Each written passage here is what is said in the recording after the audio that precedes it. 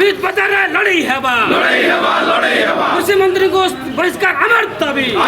कृषि मानक आक्रमण बंद कर आमार एकता आमार लड़ाई जिंदाबाद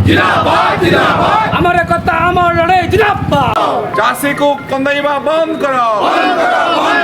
स्मार्ट मीटर रे टाटा पावर रो शोषण नीति बंद करो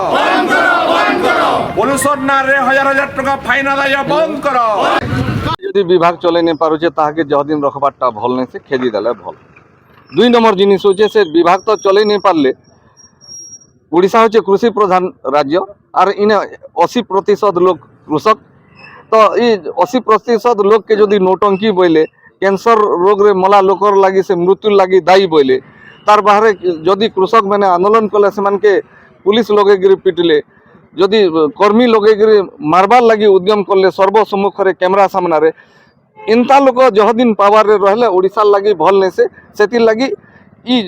গণতন্ত্রকে যদি বঁচাই রখবার আছে বলে রাজতন্ত্রকে বিশ্বাস করিকি গণতন্ত্রকে খতম করিকি আটাক করালা লোককে জলদি খেদ বলিকি এটা আমি দাবি করুছু।